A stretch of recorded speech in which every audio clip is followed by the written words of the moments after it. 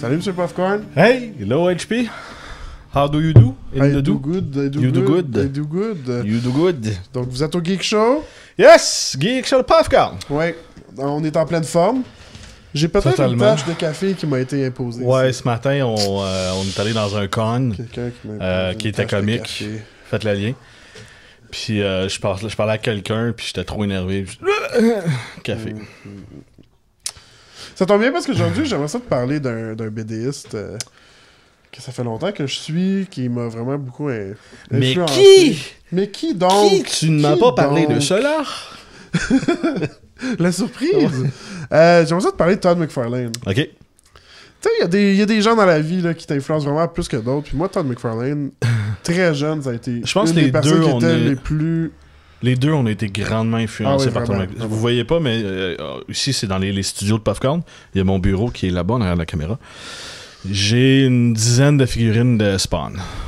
Ouais, moi, c'est la première BD que j'ai collectionnée. Ouais. Puis j'ai à peu près au total peut-être 25 à 26 figurines de Todd McFarlane, parce qu'il fait pas juste du Spawn, il a fait beaucoup de sculptures.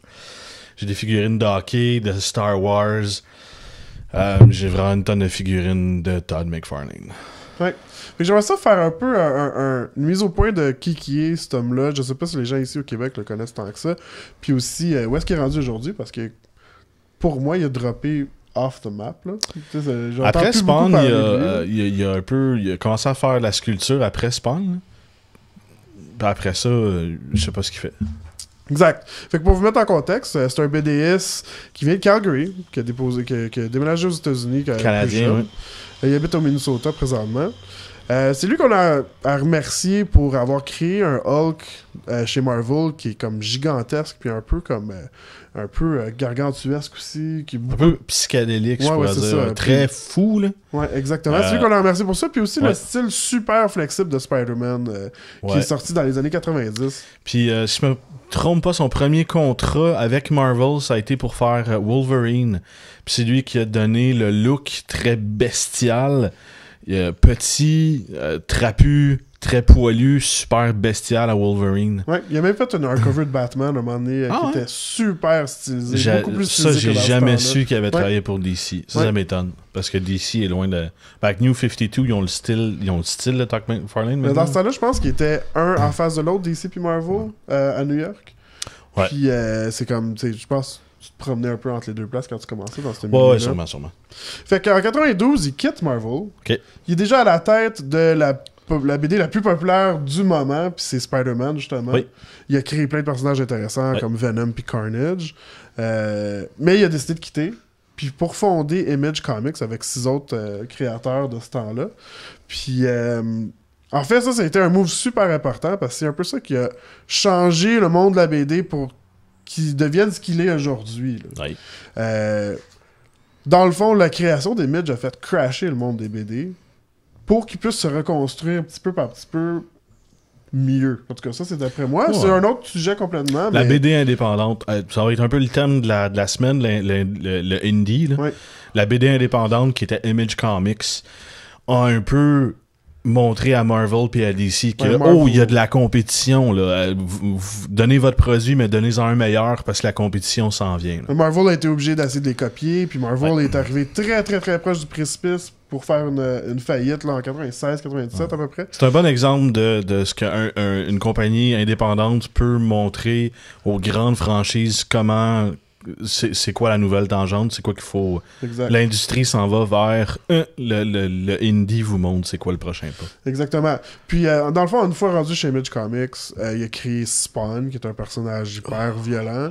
Une BD qui a été super populaire dans les années 90. Oui. Je me souviens souvent de lui, genre dans les Hero Illustrated ou dans le Wizard. Je sais pas si tu te souviens de ces magazines-là. Oui, il y avait toujours un article sur lui. Toujours un article sur lui, puis il le portrayait un petit peu comme un mégalomaniaque. Quelqu'un là qui était super imbu de lui-même. C'était comme le Stephen King de la BD. Ouais, genre. exactement. Ouais, c'était un peu... Puis je il y avait de la mauvaise... de la bonne critique, mais une mauvaise vision de lui. Je pense que c'est ça qui est à dire. Mais je pense que les entrepreneurs qui en prennent un petit peu trop sur leur chapeau, ils ont tout le temps un petit peu comme ça. Parce qu'il faisait tout. Il écrivait, il dessinait, il ancrait, puis il faisait pas toujours, mais il faisait la plupart des couleurs, les premières couleurs. Puis après ça, les autres, fallait qu'ils suivent son ton. Puis c'est quand même intense. Ouais, puis ça a été trop intense à un moment donné, puis justement, à peu près à Spawn numéro 20, il est obligé de léguer sa part à Greg Capullo, qui fait le travail depuis, puis qui est comme malade, Greg Capullo. Là. Mais c'est ça, sa carrière a été un petit peu en pente descendante, étrangement. Ça l'a explosé pour Spawn, puis après ça, ça l'a comme un peu descendu. Mais je vais continuer un peu. Depuis 1994, il a fondé aussi sa compagnie de jouets. Oui. On connaît tout ça ici un petit peu au Québec, parce que dans les Vidéotron, dans les raccoins de Vidéotron, il y a tout le temps genre, des figurines, soit de hockey ou des figurines... Inconsciemment, vous en avez vu au moins une dizaine récemment. Puis ça, encore une fois, c'est une autre raison pourquoi je crois que c'est un peu en pente descendante, parce qu'il y en a partout. Il y a surproduit, il y a des figurines Spawn dans les dépanneurs, il y en avait partout pendant un certain temps. Là. Ouais, il y en a eu trop sur le marché. Je savais plus quoi faire avec. Mais en tout cas, moi, je trouve que c'est quelqu'un qui nous ressemble beaucoup parce que c'est quelqu'un qui avait plusieurs rêves, il avait plusieurs ambitions, il voulait faire plein d'affaires. Il voulait pas juste écrire de la BD, là. Il voulait en faire plus et encore et encore. Puis ça l'amène justement dans les années qui suivent, dans les années que moi, je savais pas qu'est-ce qu'il faisait. Il a été part owner des Oilers Edmonton. Ah ouais, ça je savais pas. Pas en tout. Fait qu'il il s'est lancé dans l'entrepreneurship pendant un certain temps. Puis... récemment, il a été... j'essaie de trouver le nom de la compagnie. Puis ça aussi, c'est quelque chose qui va t'intéresser parce que t'aimes bien Aira Salvatore, si je me souviens bien. Ah, j'adore Aira Salvatore. Je sais pas si on les voit sur la caméra, mais j'ai une bonne collection de ses livres. Dont Thousand Orcs, qui est un de mes livres préférés. Ben c'est ça, tout récemment, en 2010, il a été fondateur ou cofondateur d'une compagnie qui s'appelle 38 Studios. Okay. C'est avec un ancien joueur de hockey, pas de hockey, un joueur de baseball. Puis ils ont fait un jeu vidéo avec Aira Salvatore qui s'appelle Kingdoms of Amalur. Ah oui, j'ai joué, c'est débile. Ouais, c'est lui, c'est ça, c'est...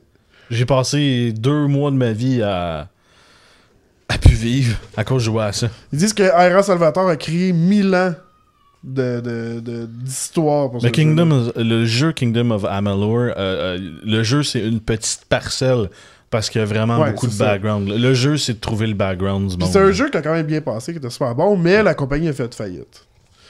Tu sais, Todd McFarlane a passé à travers plusieurs hardships en tant qu'entrepreneur. Il y a dans sa série Spawn, il y a le personnage d'Angela, qui a été créé par Neil Gaiman, qui est un grand créateur de bande dessinée, un écrivain de science-fiction horreur. Il s'est fait envoyer en cours par Neil Gaiman, parce que lui Todd McFarlane, a continué à utiliser sans arrêt le personnage d'Angela, puis Neil Gaiman était comme « Non, sorry, je veux pas que tu utilises mon personnage. » Ouais, ça c'était une dispute. Il y a eu des années de disputes par rapport à ça, puis même qu'aujourd'hui, il n'a plus le droit d'utiliser, puis Angela est dans les Guardians of the Galaxy. Il a rapatrié le personnage pour Marvel. Fait que moi, j'ai une question à te poser par rapport à lui. Yes. Est-ce que Todd McFarlane est trop ambitieux? As-tu trop d'ego? Est-ce que c'est un symbole de la médiocrité? Puis c'est-tu correct être médiocre? C'est-tu correct voir quelqu'un qui essaye puis qui fail, puis qui essaye puis qui fail? C'est-tu trop, genre, voir tout le temps du monde qui sont tout le temps au top de leur game? Est-ce que lui, il fait juste nous montrer c'est quoi être un humain? Todd McFarlane a une vie parfaite. Parce qu'il a fait des bons coups, il a fait des mauvais coups. Il a jamais répété ses mauvais coups plus qu'une fois. Puis il a fait énormément de bons coups. C'est un gars qui a une créativité intense. Puis il a pas besoin de toujours faire des affaires accessibles au grand public. Tu sais, il s'est lancé dans Spawn, il a voulu tout faire, tout toucher. Puis il a pas été capable de le maintenir, puis il a passé ça à d'autres gens. Puis qu'est-ce qu'il a fait après? Il s'est tourné vers un autre projet parce qu'il disait « Ok, j'ai parti de quoi? Je peux pas faire le processus créatif au complet, je peux pas participer à tout. Fait que ça m'intéresse plus de le faire parce que moi, je suis un créateur, puis c'est ça que je veux faire. » Fait qu'il est parti, il a commencé à faire de la sculpture, puis là, c'est un médium très différent, selon moi. Fait que là, il a commencé à faire énormément de ça. Puis à un moment donné, il y a eu comme une surquantité de ces figurines partout. Vraiment. Puis je pense qu'il a fait 10 séries des figurines NHL. Fait que c'est vraiment trop. Puis après ça, il s'est lancé dans autre chose. Puis je pense que il n'y a pas besoin... pour moi, il y a eu une carrière fantastique, puis il y en a encore une. Je pense qu'il faudra en parler plus dans l'après-show. Yeah.